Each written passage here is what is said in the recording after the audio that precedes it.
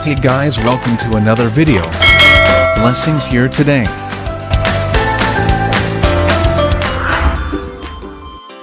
Magandang buhay mga ka-blessings. Mula Luzon, Visayas at Mindanao.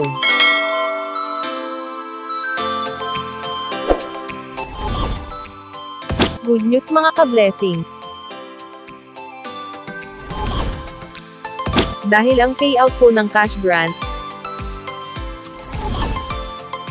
para sa mga beneficiaries ng Conditional Cash Transfer Program o Pantawid Pamilyang Pilipino Program ng DSWD ay nakaschedule na po ngayong araw, July 11, 2024, araw ng Huwebes.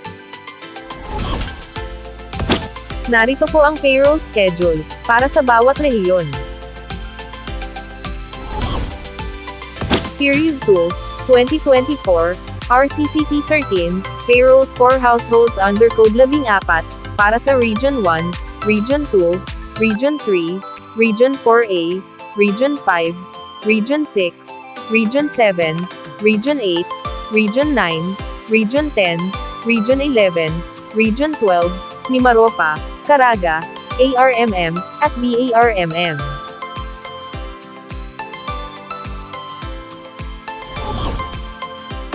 Period 2, 2024, RCCP 1, CVS Regular, para sa Region 1, Region 4A, Region 5, NCR, CAR, at Mimaropa Region.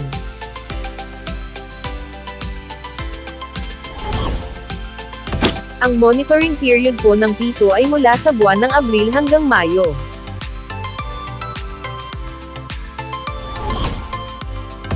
Ang ibig sabihin ng Code 14, ay no eligible for CVS monitoring, certified by RPMO. Ito ay tumutukoy sa household na hindi kwalipikado, para sa Compliance Verification System Monitoring, at itinuturing na hindi na nangangailangan ng regular na pagsubaybay, mula sa Regional Program Management Office, o RPMO. Maaaring ito ay dahil sa kanilang kalagayan sa buhay, o sa iba pang mga kadahilanan na nagpapakita na hindi na nila kinakailangan ang patuloy na pagsubaybay mula sa programang ito. Ang RCCP, o Regular Conditional Cash Transfer, ay tumutukoy sa isang programa ng cash transfer, na nagbibigay ng regular na tulong pinansyal, sa mga benepisyaryo sa ilalim ng mga kondisyong tinakda ng programa. Ang CVS, o Compliance Verification System, ay ang proseso kung saan sinuri, ang pagtupad ng mga benepisyaryo, sa mga kondisyon ng programa. Ngayon ka-blessings, kung alam mong kasama ka sa payout, ay maaari nyo na pong i-check, ang inyong balance account sa Landbank mobile app. Antayin lamang kung pumasok, ang inyong cash grant sa inyong account, dahil tuloy-tuloy po ang crediting ng Landbank sa inyong mga account. Ngayong araw din ka-blessings, July 11, 2024, araw ng Huwebes, ay maaari na po kayong mag-withdraw sa ATM withdrawals sa mga piling Landbank servicing branches na malapit sa inyong lugar. Magbaon po ng payong, para hindi mabasa ng ulan. Keep safe always mga ka-blessings. God bless po. Ang Pantawid Pamilyang Pilipino Program o 4Ps, ay programa ng pambansang pamahalaan na ipinatutupad ng Department of Social Welfare and Development o DSWD, sa pakikipagtulungan sa iba't ibang ahensya gaya ng DepEd, DOH, DILG, at sa mga lokal na pamahalaan. Pinagtibay ang programa sa pamamagitan ng pagsasabatas nito bilang Republic Act 11310. Ayon sa batas, ang 4Ps ang magiging pambansang stratehiya upang mabawasan, at kalaunan ay puksain ang kahirapan sa ating bansa. Ang 4Ps ay namumuhunan sa human capital ng mga mahihirap na sambahayan, sa pamamagitan ng pagpapabuti sa aspeto ng kalusugan, nutrisyon, at edukasyon ng mga kasapi ng programa. Nagbibigay din ang programa ng psychosocial at psychoeducation intervention sa pamamagitan ng family development session, bilang gabay sa unti-unting pag-unlad at pagpapatatag ng kanilang pamumuhay.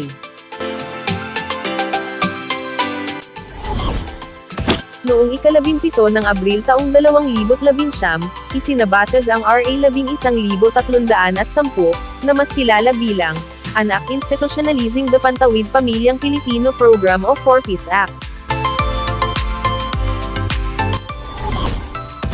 Sa pagsasabatas nito, ang 4Ps na programa sa ilalim ng Department of Social Welfare and Development ay magiging permanenteng pambansang estratehiya ng gobyerno, upang puksain ang kahirapan sa bansa,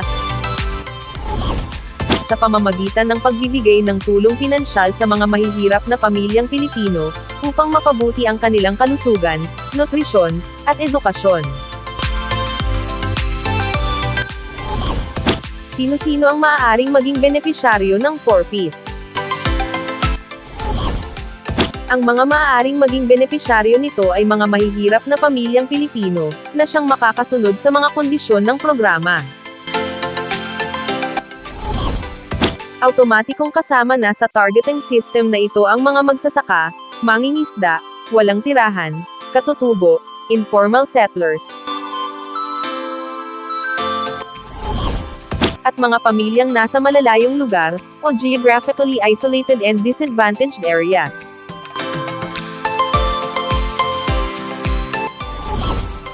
Narito ang mga batayan ng isang pamilya na maaaring makasama sa programa. Dapat mayroong 0 hanggang 18 taong gulang na miyembro ng pamilya. Ang mga batang nasa edad 6 hanggang 18 ay kailangang naka-enroll sa paaralan.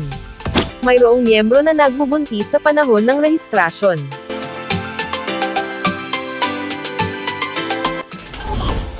Ang isang kwalipikadong pamilya ay maaari lamang maging benepisyaryo ng programa sa loob ng 7 taon. Paano makasama sa Pantawid Pamilyang Pilipino Program o 4Ps? Ang mga benepisyaryo ng programa ay pinipili, sa pamamagitan ng National Targeting System for Poverty Reduction o listahanan.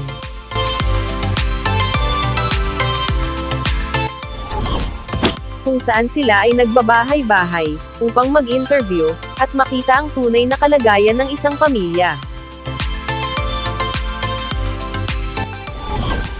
Sa ngayon, ay pinag-aaralan na ng DSWD na magkaroon ng community-based targeting system, na galing sa bawat DSWD regional offices,